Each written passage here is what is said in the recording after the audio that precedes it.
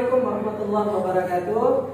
Waalaikumsalam warahmatullahi wabarakatuh. Alhamdulillahirrahmanirrahim. Salatu wassalamu ala nabiyina Muhammad sallallahu alaihi wasallam. Alhamdulillah atas izin Allah Subhanahu wa taala, hari ini kita kembali untuk perkuliahan kita kedua. Tapi tidak ada salahnya saya ingin memperkenalkan diri saya lagi karena beberapa waktu yang lalu beberapa teman kalian tidak sempat hadir karena sakit dan lain sebagainya. Nama saya Muhammad Musa, saya dosen pendidikan agama Islam Fakultas Agama Islam Universitas Muhammadiyah Kupang. Saya mengajar mata kuliah pengetahuan Islam. Jadi mungkin kemarin sudah saya mengenalkan diri. Kemudian mata kuliah kita ini mata kuliah yang mempelajarkan mahasiswa untuk memahami Islam secara mendasar dari berbagai aspek teologi, fikih, kemudian tasawuf, serta bagaimana masyarakat muslim menyikapi dunia kontemporer sehingga mahasiswa mampu memahami, menganalisis, kemudian menjelaskan beberapa hal terkait dengan Islam, permasalahan yang ada di masyarakat muslim secara baik. Pokok pembahasan kita hari ini adalah sejarah perjalanan Islam dari masa ke masa. Selanjutnya referensinya bisa dilihat di layar. Ada beberapa referensi di situ. Referensi utama, ada referensi buku. Media yang kita gunakan adalah PowerPoint, kemudian juga LCD proyektor. Dan pada perkuliahan ini materi pembahasan yaitu sejarah Islam di masa Nabi Muhammad SAW, Khulafaur Rasyidin, kemudian perbedaan sejarah Islam di masa Bani Umayyah dan juga Abbasi, kemudian perkembangan Islam di masa pertengahan dan modern. Sebelum kita masuk ke materi pada hari ini, saya ingin sedikit mengulang materi dulu. Lalu kalau di barat studi Islam ini disebut dengan istilah Islamic Studies, yang artinya adalah kajian tentang keislaman, kajian tentang hal-hal yang berkaitan dengan keislaman. Tentu makna ini sangat umum. Karena apa? Karena segala sesuatu yang berkaitan dengan Islam dapat dikategorikan studi Islam. Oleh karena itu perlu ada spesifik pengertian terminologi tentang Islamic Studies. Kemudian secara terminologi adalah memahami dengan menganalisis secara mendalam hal-hal yang berkaitan dengan agama Islam, pokok-pokok ajaran Islam, sejarah Islam, kemudian maupun realitas pelaksanaan dalam kehidupan sehari-hari. Pada pertemuan yang kedua ini kita ingin membahas berkaitan dengan sejarah perjalanan Islam dari masa ke masa. Mungkin ada yang bisa menjelaskan bagaimana sejarah perjalanan Islam dari masa ke masa? Dari masa Rasulullah yang pertama. Ada yang bisa menjelaskan? Siapa? Oke, silakan Ustaz. Assalamualaikum warahmatullahi wabarakatuh. Waalaikumsalam warahmatullahi wabarakatuh. Di sini saya akan menjelaskan tentang sejarah perkembangan Islam pada masa Nabi Muhammad SAW. Pada masa Nabi Muhammad SAW, bagaimana strategi yang dibangunkan oleh Nabi Muhammad SAW untuk mengembangkan sejarah Islam dengan berbagai macam cara sehingga Islam ini berkembang sampai sekarang dan kita bisa merasakan iman dan budaya Islam. Nabi Muhammad membangun Islam ini banyak tantangan yang datang padanya dan dengan cara strategi sehingga Nabi Muhammad mampu untuk mengubah Islam itu dari masa terpuruk hingga masa kejayaan. Mungkin itu saya. Terima kasih. Terima kasih untuk saudara Mustamil. Baik teman-teman sekalian, ketika kita berbicara tentang sejarah Rasulullah dari masa Rasulullah, banyak sekali kisah-kisah bagaimana perjalanan Rasulullah dari sebelum beliau menjadi Nabi Rasul sampai beliau hijrah ke Madinah. Ada dua pendapat saudara tentang dimulainya sejarah Islam pada masa Nabi Muhammad SAW. Yang pertama adalah sejarah Islam dimulai sejak Nabi Muhammad SAW sebelum diangkat menjadi Rasul.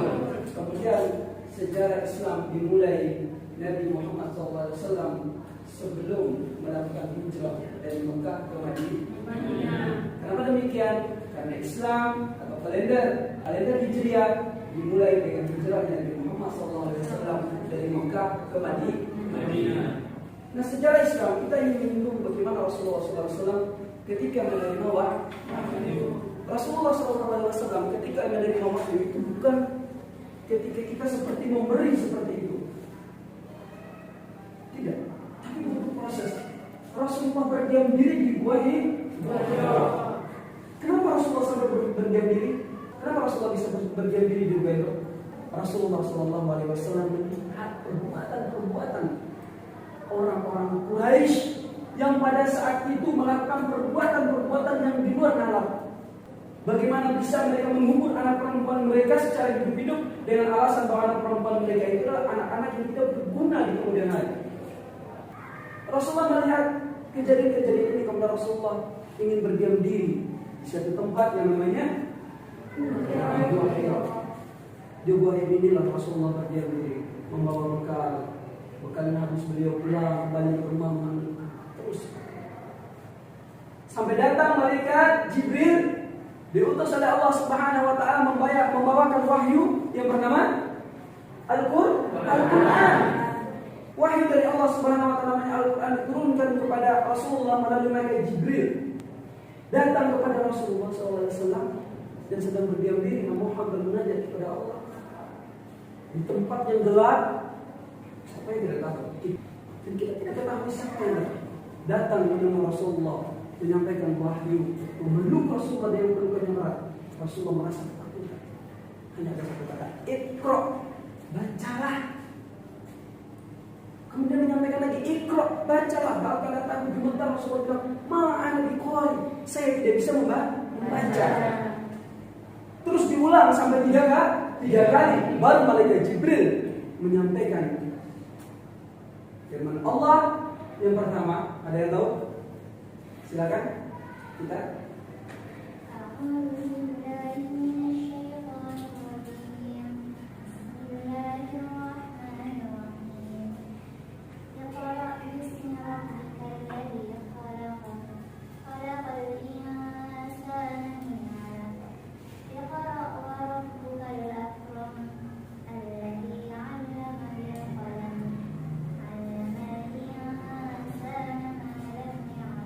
Masya Allah. Inilah ayat pertama yang disampaikan oleh malaikat Jibril kepada seorang yang namanya Muhammad.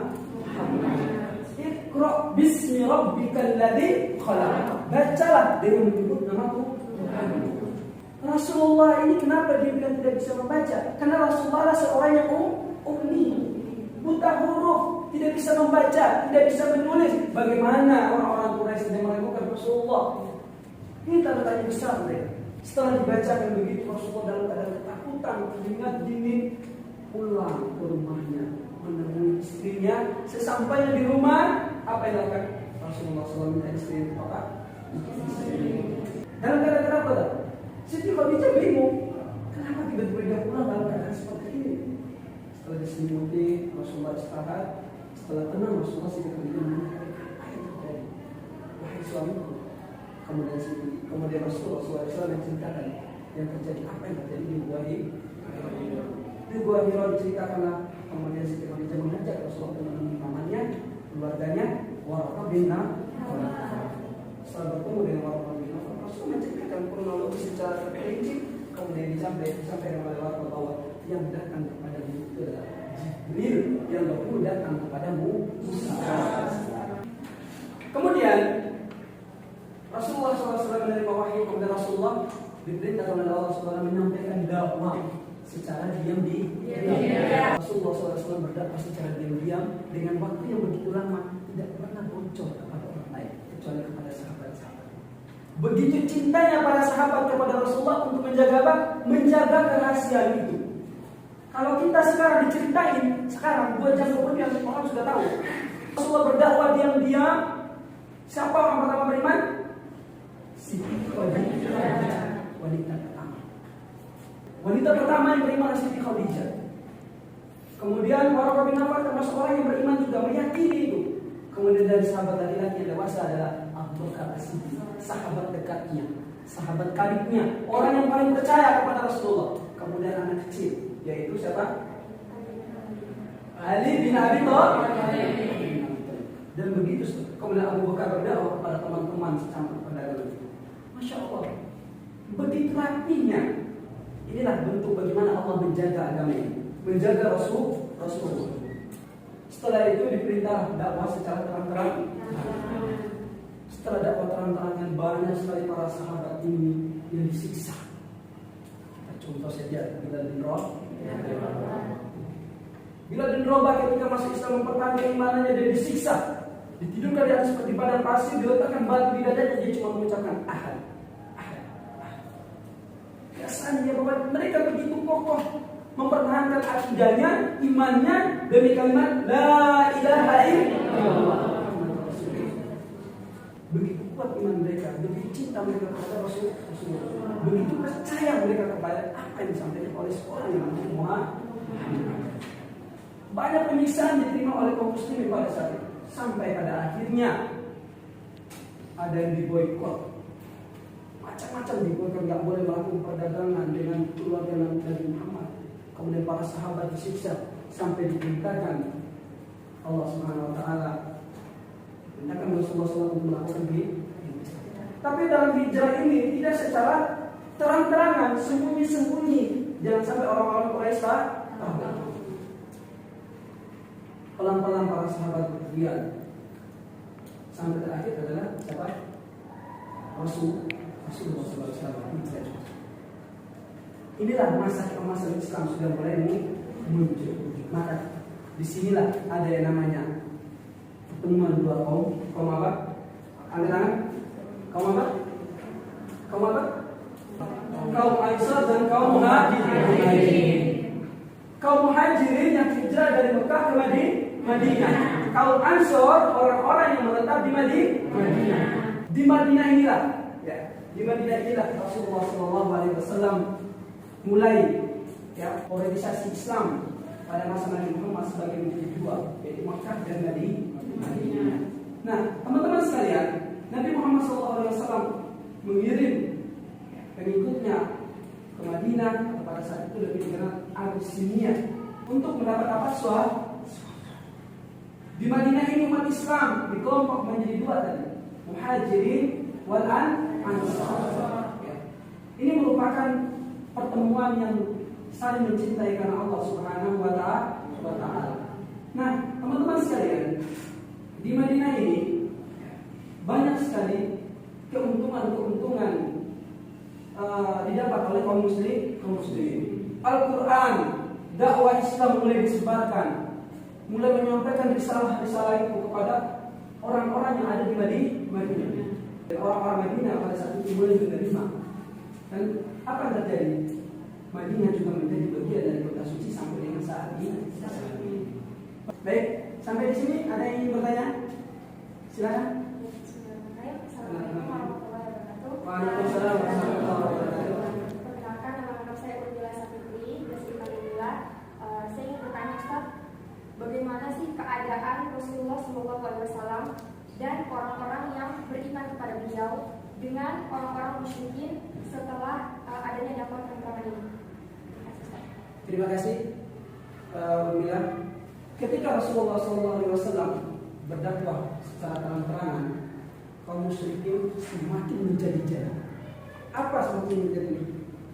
Menjadi-jadi dalam mengganggu kaum muslimin bersama Rasulullah SAW. Kaum muslimin bersama Rasulullah. Sampai kemudian diizinkan kepada mereka berhijrah ke Madinah.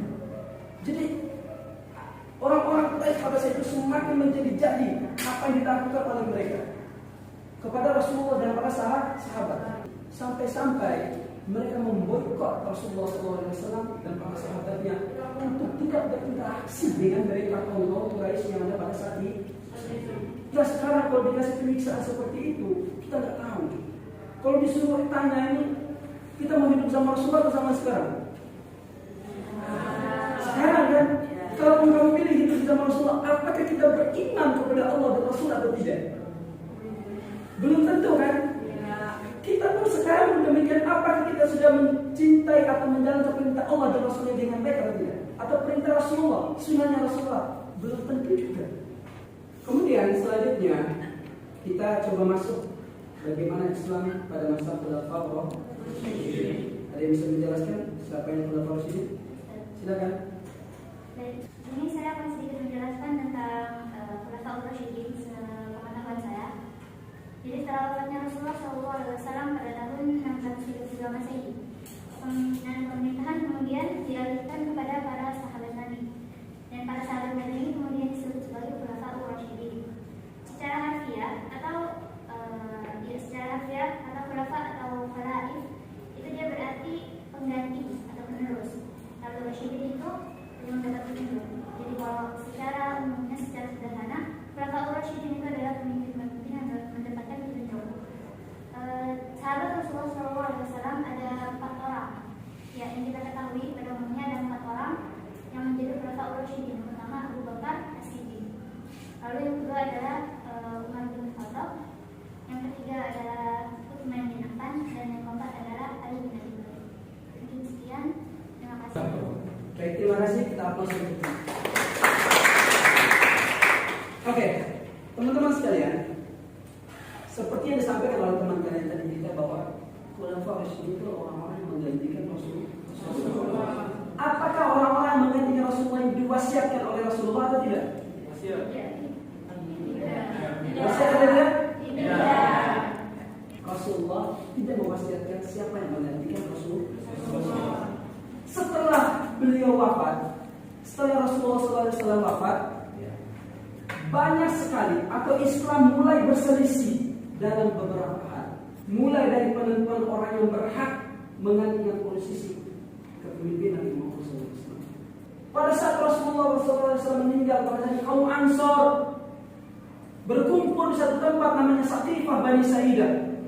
Di sana mereka berkumpul untuk menentukan siapa yang berhak menggantikan posisi Rasulullah SAW. Apa yang terjadi pada saat itu? Didengar oleh Abu Bakar, kaum Muhajirin. Pada saat itu kaum Muhajirin datang menemui mereka, dan di sana terdapat beberapa sahabat. Ada Abu Bakar, ada Umar bin Khattab. Kaum Ansar merasa bahwa yang berhak memimpin atau mengganti Rasulullah itu adalah kaum Ansar dari kalangan Madinah. Kaum Muhajirin mengatakan bahwa yang berhak adalah mereka. Diskusi ini bertemu titik terangnya bahwa yang memimpin adalah Abu Bakar As-Siddiq. Periode pemerintahan Abu Bakar ini sangat singkat, 2 tahun. Kemudian ada kelompok pembela lain yang menganggap bahwa perjanjian mereka dengan Nabi Muhammad SAW bahwa sudah selesai setelah beliau wafat. Perjanjian dulu itu bahwa sudah selesai, Rasulullah sudah meninggal. Inilah menimbulkan gejolak masalah-masalah pada masa Khulafaur Rasyidin. Nah, pada masa Abu Bakar ini juga pemerintah Islam berhasil mengumpulkan Al-Quran. Ya, tapi pada saat itu dibukukan jadi satu, tapi banyak versi dengan berbagai macam tulisan. Kemudian disimpan di rumah Hafsah. Abu Bakar pun wafat, kemudian Umar terpilih menjadi penerusnya.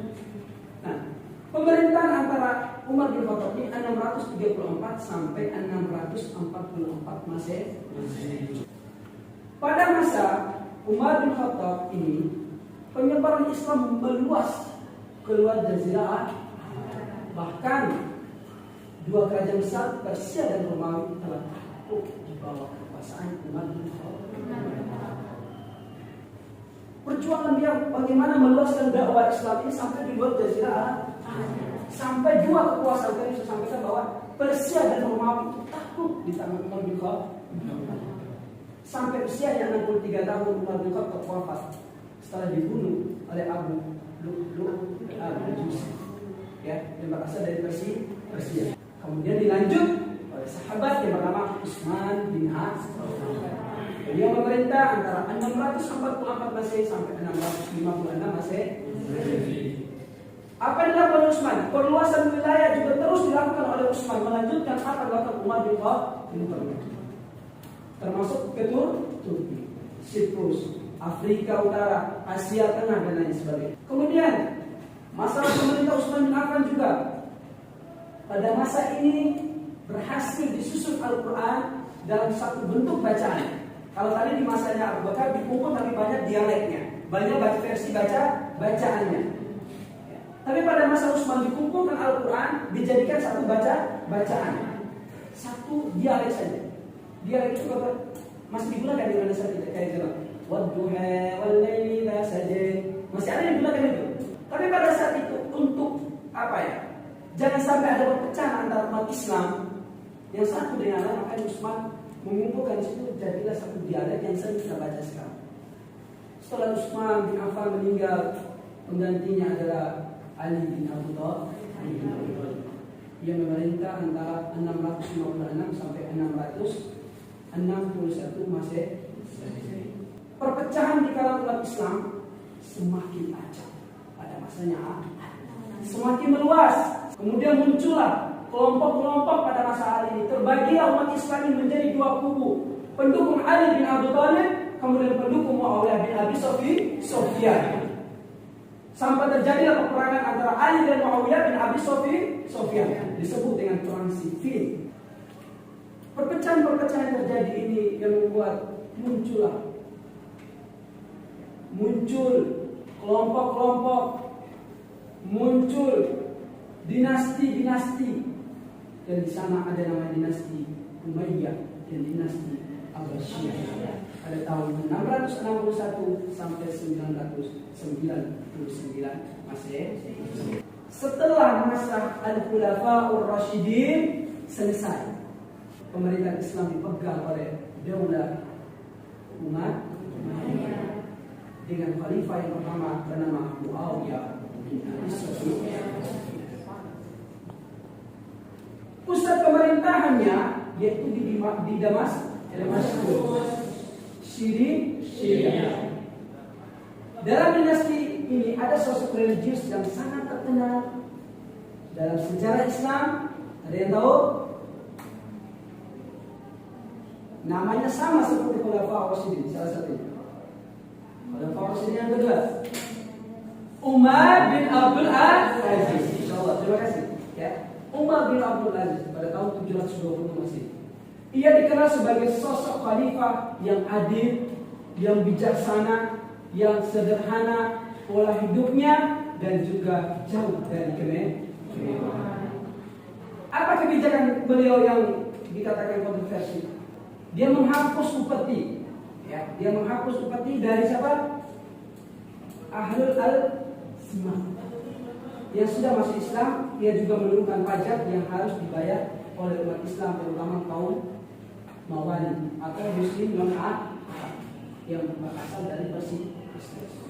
Jadi Umar bin Abdul Aziz ini salah satu tokoh yang sangat religius, yang sangat dekat dengan Allah Subhanahu wa taala, sangat takut dengan Allah Subhanahu wa taala.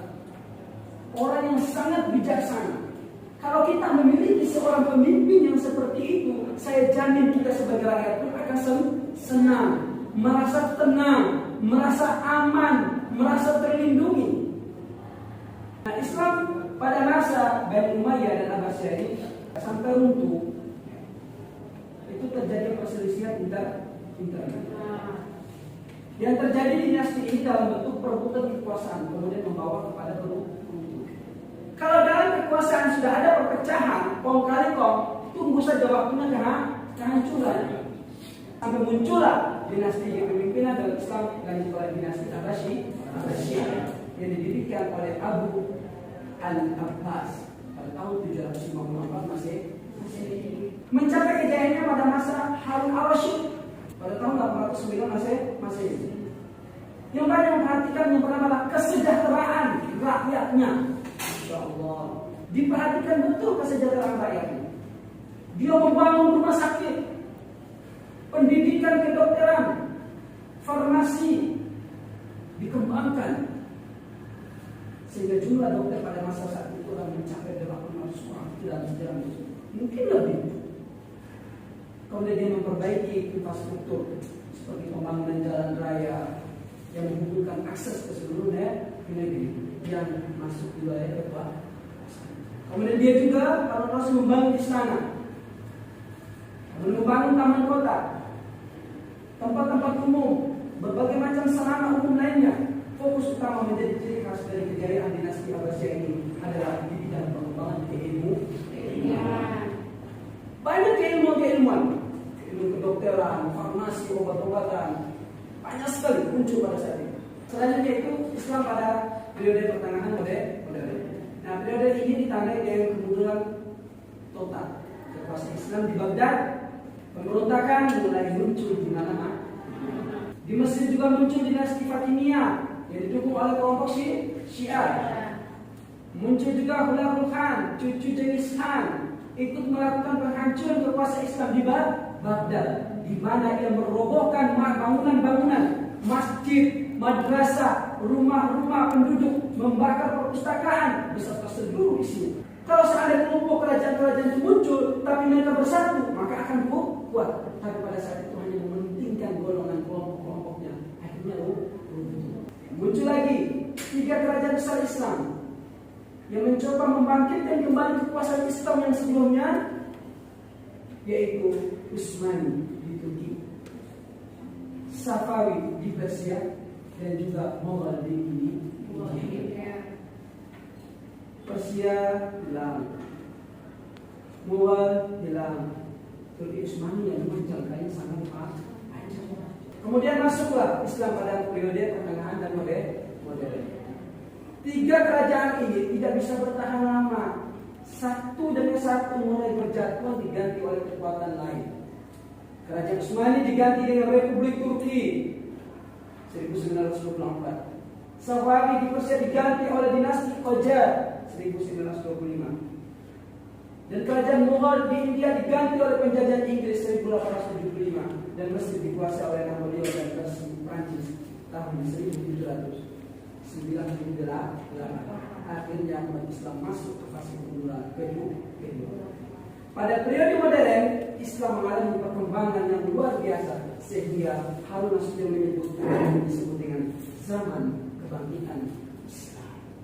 Mulai dari mana? Ekspedisi Napoli yang berakhir tahun 1901. Ekspedisi Napoleon di Mesir memperkenalkan ilmu pengetahuan dengan membawa 167 ahli dalam berbagai cabang ilmu. Baik teman-teman sekalian, mahasiswa, itulah penjelasan bagaimana perjalanan dari masa Rasulullah sampai ke zaman modern. Sebagai terakhir, saya ingin menyimpulkan bahwa pada masa di Madinah inilah Nabi SAW mampu menerapkan gagasan Al-Qur'an. Secara maksimal. Kenapa bisa demikian? Karena memang Rasulullah dan sahabatnya diterima dengan baik. Perpindahan Nabi Muhammad SAW dari Mekah ke Madinah pada saat itu merupakan sebuah langkah yang sangat maju, yang sangat luar biasa. Kenapa? Karena hijrah di masa itu tidak sekedar perpindahan tempat tinggal, tapi juga merupakan bagian dari upaya perubahan pola pikir, perilaku, dan tradisi. Kemudian yang kedua, di Madinah inilah Nabi mampu membentuk komunitas umat. Tidak ada lagi suku-sukuan, tidak ada, hilangkan itu semua. Tidak ada lagi perbedaan kelompok, status sosial, tidak ada lagi. Kita itu di mata Allah sama. Yang membedakan itu adalah ketakwaan. Saya pikir demikian perkuliahan kita hari ini. Dan sebelum saya berkuliah, saya ingin memberi tugas kepada kalian semua, dan tugas nanti bisa kirim di email yang sudah tampilkan kepada kalian. Tugasnya itu adalah kalian membuat atau mencari berkaitan dengan